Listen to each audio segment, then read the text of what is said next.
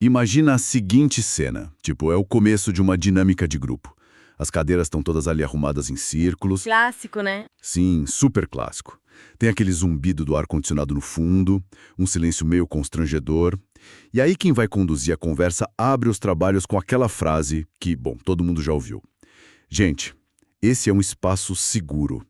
Tudo o que for dito aqui, fica aqui. Não há julgamentos. A famosa promessa do espaço seguro. E tipo, intelectualmente, a nossa cabeça balança concordando. O contrato verbal foi aceito. Mas se a gente prestar atenção mesmo, o corpo conta uma história completamente diferente. Com certeza, o corpo tem uma agenda própria. Exato. O coração bate um pouquinho mais rápido, a respiração encurta, os ombros ficam meio tensos. Ou seja, as palavras dizem que existe segurança ali, mas o nosso sistema nervoso parece gritar que, cara, existe perigo. Um descompasso absoluto. Existe essa tentativa super racional de, sabe, impor a segurança por decreto. Mas a biologia humana obedece a regras que são completamente diferentes. Regras que, honestamente, não ligam a mínima para contratos assinados num flipchart ou para boas intenções. E esse paradoxo é justamente o coração do nosso mergulho de hoje. O material que a gente tem aqui na mesa tenta desconstruir de ponta a ponta essa ideia de facilitação de grupos. É um cruzamento de ideias muito, mas muito instigante, que foi proposto no artigo Facilitação de Grupos como Regulação Neurobiológica. Escrito pelo pedagogo Henrique de Sabastos, né? É um texto fascinante. Isso. A proposta dele une as práticas de círculos restaurativos da Kay Prentice com aqueles conceitos super famosos de vulnerabilidade da Brené Brown, e aí ele passa tudo isso pelo liquidificador da neurociência afetiva da Lisa Feldman Barrett. A genialidade dessa aproximação, pelo menos do meu ponto de vista, está em tirar a facilitação daquele campo puramente moral ou metodológico, sabe? E jogar isso sob a lente fria, mas muito reveladora da biologia. A facilitação deixa de ser só sobre mediação de falas e passa a ser sobre como sistemas nervosos interagem. Exatamente. A nossa missão aqui, para quem está acompanhando a nossa análise, é entender essa transformação. Como o papel do facilitador muda de um simples repassador de microfone para um verdadeiro regulador de sistemas nervosos. E logo de cara, pensando naqueles acordos de convivência que eu mencionei no começo, a analogia que me salta à mente é a da criança com medo do escuro, sabe? Nossa, sim. Como assim? Tipo, tentar criar segurança num grupo só com regras verbais, tipo proibido julgar, é literalmente como pendurar uma placa de proibido monstros na porta do quarto de uma criança à noite. É uma ótima imagem. Os pais têm a melhor das intenções, óbvio. Eles querem proteger. Mas o sistema nervoso da criança, que está lá ativado no escuro, suando frio, ele não tem a capacidade de ler placas. Essa imagem ilustra perfeitamente o problema. A placa na porta não afeta a frequência cardíaca da criança. Para a gente entender o motivo exato de essa placa verbal de espaço seguro fracassar com tanta frequência em reuniões e dinâmicas, a gente precisa dar um passo atrás. Ok. Precisamos olhar para as engrenagens mais fundamentais do cérebro, como as emoções humanas são de fato construídas. Ok, então vamos desempacotar isso, porque a visão tradicional que a gente costuma ver muito nessas dinâmicas tem uma premissa até, poética, eu diria. Sim, bem romântica até. Parte-se da ideia de que todos os seres humanos possuem um núcleo intocável de bondade. E junto com isso vem aquela crença de que emoções tipo raiva, tristeza ou alegria são universais e inatas. Seriam coisas que já estão guardadas dentro das pessoas, como se o corpo fosse um arquivo, né? As famosas emoções básicas. Isso. E aí a função do grupo ou do facilitador seria apenas criar o clima certo para abrir a gaveta certa e deixar essa emoção, entre aspas, sair. Essa é a visão clássica.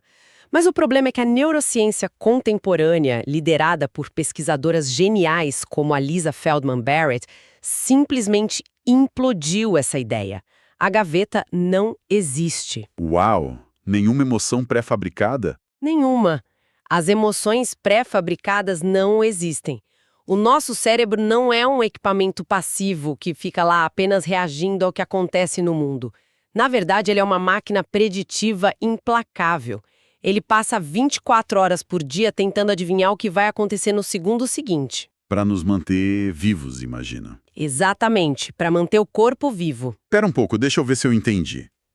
Se eu estou numa reunião de trabalho, e aí alguém faz uma crítica super desleal contra mim, e eu sinto uma raiva fervendo no estômago, essa raiva não é um reflexo imediato e incontrolável que já morava em mim. O meu cérebro está fabricando essa raiva de propósito naquele exato momento? O que é fascinante aqui é que sim, a emoção é uma construção em tempo real. Pensa no cérebro como um gerente financeiro que está trancado numa sala escura. A única missão da vida dele é administrar a energia do corpo. É aquele conceito de regulação alostática, né? Perfeito. Regulação alostática. O cérebro precisa garantir que vai ter energia para o coração bater, para o pulmão respirar ou para os músculos correrem se for preciso. E para fazer isso, como ele está no escuro, ele precisa prever o futuro. Tá, mas prever baseado em quê? Ele constrói essa previsão cruzando 3 informações básicas. Primeiro, o que está acontecendo dentro do corpo naquele instante, que é o que chamamos de interocepção. Segundo, as memórias de situações parecidas no passado. E terceiro, o contexto externo, o ambiente agora. Tá, deixa eu traduzir isso para a prática. A interocepção seria tipo o estômago roncando, ou o batimento cardíaco subindo. Exato. O cérebro recebe dados brutos o tempo todo. Digamos que o coração acelera. Mas, olha, acelerar o coração pode significar muita coisa. Pode significar que um urso está te atacando na floresta. O que seria ruim. Sim, mas pode significar que uma pessoa muito atraente acabou de entrar na sala. Ou, no seu exemplo, pode significar que uma crítica desleal foi feita na reunião. Ah, entendi. O dado físico é o mesmo, mas o significado muda. É o cérebro que pega esse dado bruto interno, avalia a sala da reunião, busca as memórias de, sei lá, humilhação corporativa que você já viveu no passado e decide: bom, precisamos de muita energia agora para nos defender. Vou construir a emoção que a cultura humana chama de raiva. E aí ele solta o cortisol e a adrenalina correspondentes. Caramba, então a segurança de um ambiente não tem absolutamente nada a ver com as pessoas terem prometido serem boazinhas umas com as outras. A segurança é pura e simplesmente um estado biológico. É o pêndulo do cérebro avaliando o tempo todo. Posso prever o que vai acontecer aqui ou não? E se não puder? Se a previsibilidade daquela relação falha, seja por um tom de voz um pouco mais áspero, um olhar meio enviesado ou até um silêncio longo demais, o cérebro não consegue prever o gasto de energia. E aí o que ele faz? Toca o alarme. Aciona o alarme de ameaça. E quando o alarme biológico toca, não há acordo de espaço seguro escrito na parede que faça o sistema nervoso desligar. A segurança precisa ser sentida nos ossos, literalmente, através de sinais de regulação mútua, não apenas escutada nos discursos iniciais. Nossa, isso engatilha o próximo ponto do material que eu acho brutal para o mundo corporativo e terapêutico atual. Porque se a segurança é esse estado neurológico tão frágil, tão dependente de leitura corporal profunda, o que acontece quando a gente coloca 20 pessoas numa sala e pede, ou pior, exige que elas sejam vulneráveis umas com as outras? Ocorre um choque muito perigoso. O texto do Bastos analisa a influência gigantesca da Brené Brown, que popularizou muito a ideia da vulnerabilidade como o berço da conexão. Que é uma mensagem lindíssima e que ressoa muito com as pessoas. Ressoa muito, sem dúvida. No entanto, se a gente aplicar aquele filtro do cérebro preditivo que acabamos de falar, exigir vulnerabilidade se torna um problema sistêmico muito sério. A vulnerabilidade não é uma superioridade moral. Como assim? Se um ambiente exige exposição sem ter construído primeiro aquelas bases de previsibilidade e de regulação de energia, ele não gera conexão, ele gera um choque no sistema. É aquele cenário muito típico, tipo de retiro de empresa. Colocam toda a equipe sentada no chão, apagam a luz e o facilitador pede para cada um compartilhar o seu maior trauma de infância. Como se a profundidade da dinâmica dependesse de quanto choro vai ter na sala. Exatamente isso. E aí as pessoas sentem pânico, os ombros travam, mas o facilitador vira e chama isso de resistência. Só que pelo que estamos vendo aqui, não é resistência. É o cérebro sendo incrivelmente eficiente em proteger o corpo daquela pessoa. Exato. É o alarme funcionando perfeitamente. E ignorar essa biologia significa ignorar também a realidade social que atravessa a biologia de cada um ali. Tem um recorte social importante aí, né? Fundamental. O autor pontua muito bem que tratar a vulnerabilidade como uma virtude universal apaga totalmente as assimetrias. O risco de uma exposição emocional não é o mesmo para todo mundo na sala. Dependendo da classe, do gênero, da raça ou da posição hierárquica que um corpo ocupa, o custo de baixar as defesas é imensamente maior. Faz todo sentido. Quando o sistema nervoso lê o ambiente através dessas memórias sociais acumuladas, o alerta de ameaça dispara muito, muito antes para algumas pessoas. E aí é que a coisa fica realmente interessante. Porque forçar essa barra, exigir que o funcionário se exponha para o chefe, não é um convite à coragem. É pedir para alguém dar um salto triplo mortal num trampolim que ainda está sendo montado. E pior, sem rede de proteção embaixo. Sem rede nenhuma. O risco da pessoa se estatelar no chão e se machucar é enorme, porque a rede que é essa corregulação neurobiológica entre as pessoas simplesmente não existe ainda naquele grupo. A sua analogia do trampolim toca no ponto exato. É por isso que o texto propõe uma mudança radical de perspectiva. A vulnerabilidade nunca deve ser o ponto de partida de uma dinâmica. Ela é uma tecnologia relacional que só emerge, talvez, lá no final. Como um resultado, não como um pedágio. Perfeito. Se ela acontece de forma espontânea, é um indicador deslumbrante de que o grupo conseguiu, de alguma forma, sinalizar a segurança mútua para os cérebros que estão presentes. O problema enorme é quando o facilitador transforma isso numa métrica de sucesso que precisa ser atingida a qualquer custo. E isso nos leva para a figura central dessa confusão toda.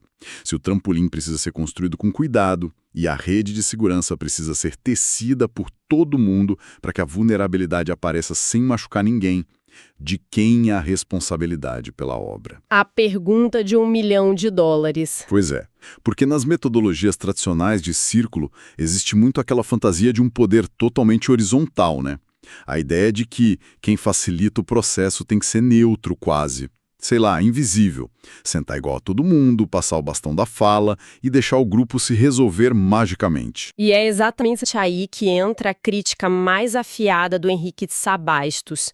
Essa horizontalidade absoluta e idealizada desconsidera como o poder realmente funciona na prática. O poder não evapora só porque as cadeiras foram colocadas em formato de roda. Ele só muda de lugar. Sim. Se quem conduz a facilitação abdica de intervir, acreditando ser apenas um observador neutro, essa omissão tem consequências pesadíssimas no campo neurológico do grupo. Mas como assim? Eu imagino que, ficar em silêncio e deixar as pessoas falarem livremente não seria a melhor forma de gerar autonomia? Parece contraintuitivo, né? Mas não. Se conectarmos isso a uma visão mais ampla do cérebro preditivo, a gente tem que lembrar que o cérebro anseia por previsibilidade. O silêncio absoluto ou a não intervenção de quem lidera um processo quando, por exemplo, surge um conflito, isso gera uma incerteza gigantesca na sala. Fica aquele vácuo de liderança. Exato. E a incerteza gasta muita energia do cérebro para tentar prever o que vai acontecer, o que acontece em seguida. Os sistemas nervosos entram em alerta de ameaça de novo. Além disso, quando o facilitador lava as mãos e não intervém, a hierarquia social que existe fora da sala toma o controle lá dentro. Quem é acostumado a ter voz e poder domina, quem carrega históricos de silenciamento simplesmente se encolhe. Então, o que isso tudo significa no final das contas? Quer dizer que a ideia da dinâmica orgânica, superfluida, onde o líder não precisa fazer nada, é balela? O facilitador precisa atuar como uma espécie de DJ oculto do ambiente, ficar mexendo nos botões invisíveis para garantir que a música não saia do tom e ninguém entre em pânico. É uma ótima imagem, o DJ do sistema nervoso. O papel do facilitador é justamente usar o poder dele como uma ferramenta de regulação coletiva, e não como opressão. Ele modela a segurança através dessa previsibilidade. Ele dita o tempo. Se o tom da conversa acelera demais, ficando agressivo, ele puxa o freio. Ele contém o grupo. Sim. Se uma fala é excessivamente longa ou monopolizadora, ele intervém para restaurar o limite estrutural. É essa estrutura firme do encontro que informa os cérebros presentes. Calma, gente. As coisas aqui têm começo, meio e fim. Não precisamos prever sozinhos. A regra é clara e está sendo mantida. Ou seja, a liberdade de expressão dentro de um grupo, paradoxalmente, precisa de contenção para existir de forma saudável. Sem um contorno firme, o sistema de alarme de todo mundo liga e ninguém consegue elaborar nada complexo, ninguém se escuta. Exato. A regulação alostática precisa de pistas corporais e estruturais muito claras de que o ambiente está estabilizado e seguro. Certo. E olha, nada atesta essa estabilidade de maneira mais profunda e tensa do que o momento mais explosivo de qualquer facilitação, a hora em que tudo parece sair do script. Vamos falar da anatomia do choro em grupo. Esse é, sem dúvida, o teste supremo para entender se a pessoa que está conduzindo compreende o próprio papel como reguladora do sistema nervoso coletivo ou se ela continua agindo sobre as antigas cartilhas românticas da facilitação. Porque, vamos ser sinceros, o impulso clássico é achar lindo. Alguém na roda começa a desabar, as lágrimas rolam, a voz embarga, e imediatamente a cabeça de muita gente que organiza grupos pensa: pronto, que incrível! A pessoa acessou uma verdade profunda, a dinâmica funcionou, chegamos no ouro. Só que o texto desconstrói isso de forma cirúrgica, né? Completamente. O artigo derruba de vez essa presunção de que todo choro é o transbordamento de uma autenticidade curativa. Muitas vezes o choro é puro e simples colapso alostático. Lembra do cérebro tentando prever a energia que vai gastar? Lembro, o gerente no escuro. Isso. Se o ambiente gerou incerteza demais, a conta de energia não fecha. O sistema entra em sobrecarga completa e o choro pode ser apenas o corpo despejando fisiologia pura para tentar voltar ao eixo de alguma forma. Não é necessariamente uma epifania poética de cura. É um disjuntor desarmando para a casa não pegar fogo. E a parte que talvez exija mais cuidado do facilitador. O choro não acontece no vácuo. Ele é um evento radiante. A neurobiologia explica que ele literalmente contamina o ar da sala. O som do choro de alguém, as expressões faciais de dor, tudo isso é captado pela interocepção das outras 15 pessoas que estão ali na roda. E instantaneamente. Instantaneamente o sistema de alarme coletivo é acionado. O choro é um evento sistêmico. Quando ele eclode no grupo, quem facilita precisa ter uma precisão interventiva de maestro para atuar em níveis simultâneos. O primeiro erro comum e mais grave é focar apenas em quem está chorando e abandonar o resto do grupo à própria sorte. Isso acontece muito. Demais. O facilitador precisa, antes de mais nada, no primeiro nível, regular o campo coletivo, ancorar o próprio corpo, desacelerar o ritmo da respiração, usar um tom de voz que sinalize previsibilidade. Isso devolve o eixo para o grupo inteiro. É tipo segurar as rédeas da sala antes de correr para consolar quem caiu do cavalo. Mas e a pessoa que está no centro ali da emoção? O que o facilitador faz nesse segundo nível de intervenção? Aí sim, o foco passa a ser a corregulação daquele indivíduo, mas com muita parcimônia. Não se invade o limite físico da pessoa sem intermissão, nem se ignora a dor dela. A corregulação se faz prestando a própria estabilidade biológica, um tom de voz mais grave e pausado, uma postura de quem está presente, mas muito calmo. Sem desespero. É dizer para o sistema nervoso do outro sem precisar usar palavras: olha, eu estou segurando a base aqui. Você pode recalibrar sua energia no seu tempo. Perfeito.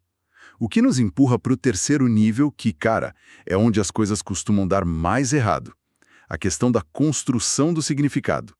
Lembra que a neurocientista Lisa Feldman Barrett diz que a emoção é construída quando o cérebro pega a batida do coração acelerada, o frio na barriga e cola um rótulo cultural do tipo tristeza ou medo? O processo de construção. O autor do texto toca num ponto de atenção gigantesco aqui. Quando alguém chora, a sensação física está ali presente, caótica, visceral. Mas o cérebro da pessoa ainda está elaborando que nome dar para aquilo.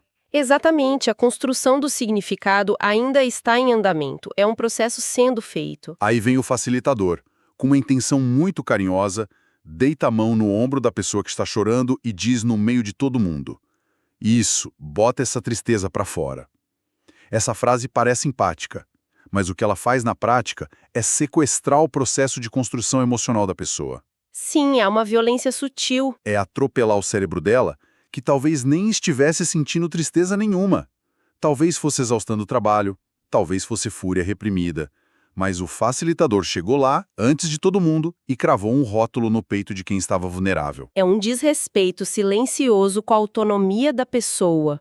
E muitas vezes, se não há essa corregulação adequada que a gente discutiu, incentivar que a pessoa apenas chore indefinidamente não produz alívio algum. Só cansa. Só entrega sofrimento intensificado. A missão do facilitador ali não é forçar a catarse do grupo.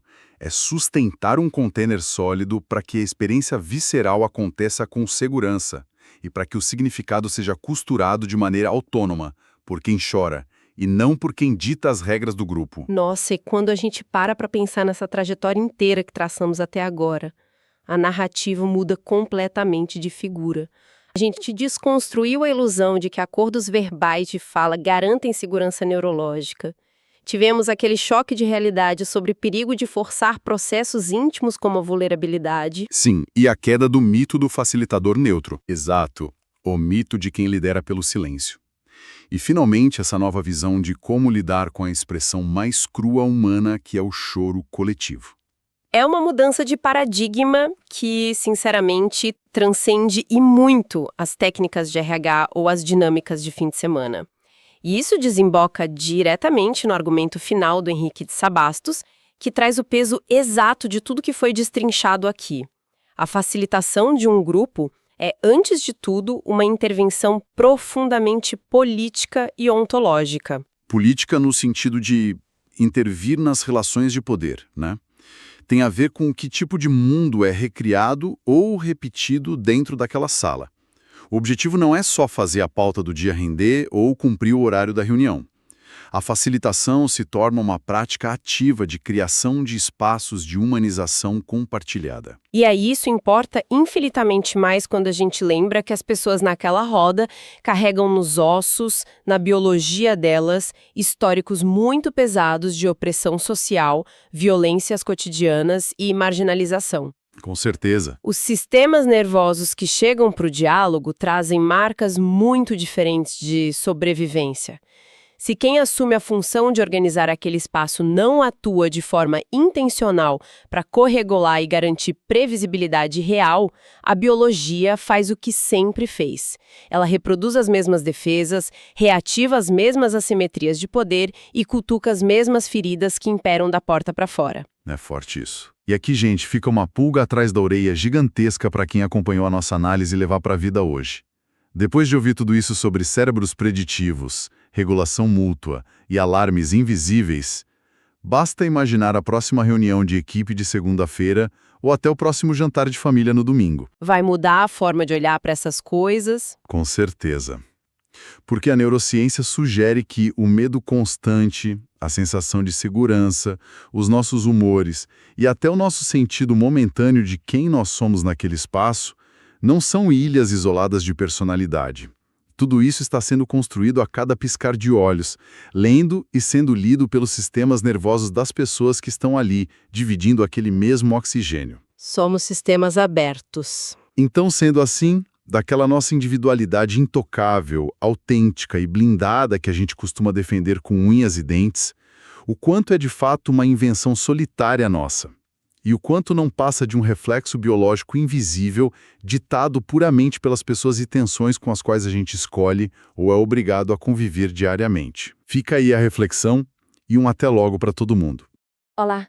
Hoje a gente vai mergulhar num tema que parece que todo mundo já conhece, mas que a ciência está virando de ponta cabeça. Vamos falar da neurociência por trás do que nos faz sentir de verdade segurança dentro de um grupo. Todo mundo já passou por isso, né? A gente entra em grupos, em alguns a energia é ótima, a gente sai renovado. Em outros, nossa, parece que drena tudo. Mas qual é a diferença lá no fundo? O que de fato permite que alguém se sinta seguro para ser quem é?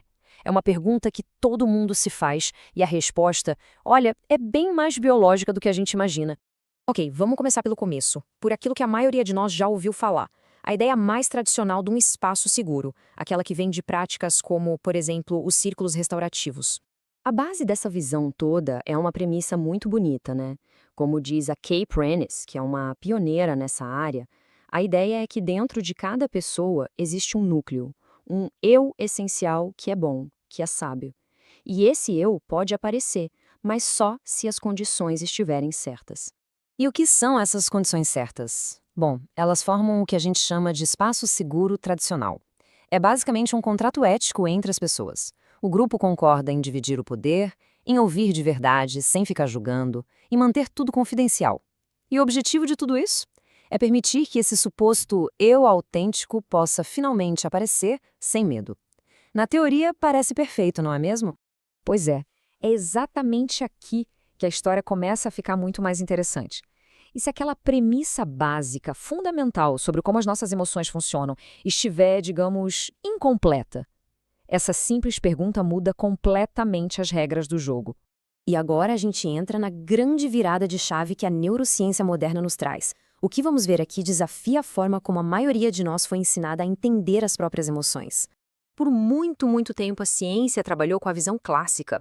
Emoções são reações universais, quais como reflexos. Alguma coisa acontece e o circuito do medo dispara no cérebro. Mas a visão construída, mais recente, diz algo radicalmente diferente.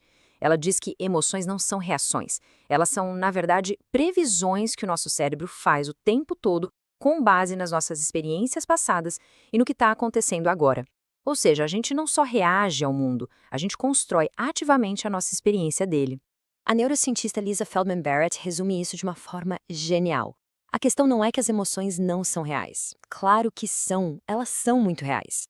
A grande virada é entender como elas se tornam reais. Elas não são um gatilho que dispara na gente, elas são construídas pela gente. E isso nos leva à função número 1 do cérebro. E não é pensar, não é ser racional. A principal função do cérebro é gerenciar o orçamento de energia do corpo. É um processo constante de previsão que tem um nome, a alostase. O cérebro fica o tempo todo tentando adivinhar do que o corpo vai precisar daqui a pouco para se manter vivo e bem. E as emoções são uma ferramenta essencial nesse sistema de gerenciamento. Certo. Com essa nova visão do cérebro em mente, a própria ideia de segurança precisa ser totalmente reformulada. Ela deixa de ser só um conceito bonito, abstrato, e passa a ser algo muito mais concreto. Então a gente chega na segurança neurobiológica, e isso é fundamental. Nós estamos mais falando de um acordo moral, de um pacto social. Estamos falando de um estado físico percebido lá no nosso sistema nervoso. E o que esse sistema mais valoriza não são princípios ou promessas, é a previsibilidade. Então, o que o nosso sistema nervoso fica escaneando o tempo todo sem que a gente nem perceba? Sinais muito sutis. O ritmo da conversa é estável? As palavras que a pessoa diz batem com a linguagem corporal dela? As interações são previsíveis? É isso que informa ao nosso corpo se a gente pode relaxar ou se precisa se armar para a defesa. Um espaço pode ter todas as regras éticas de segurança, mas ser biologicamente um campo minado. E essa nova compreensão da segurança nos obriga, claro, a repensar outro conceito que está super em alta hoje em dia, a vulnerabilidade. A gente conhece bem a definição da Brené Brown, que fez um trabalho incrível nos ensinando a ver a vulnerabilidade como um lugar onde a conexão acontece. É isso mesmo, incerteza, risco, exposição emocional. Totalmente correto. Só que aqui está o pulo do gato. Sob a luz da neurociência, a vulnerabilidade não é uma meta que a gente deve perseguir a qualquer custo. Ela é um indicador.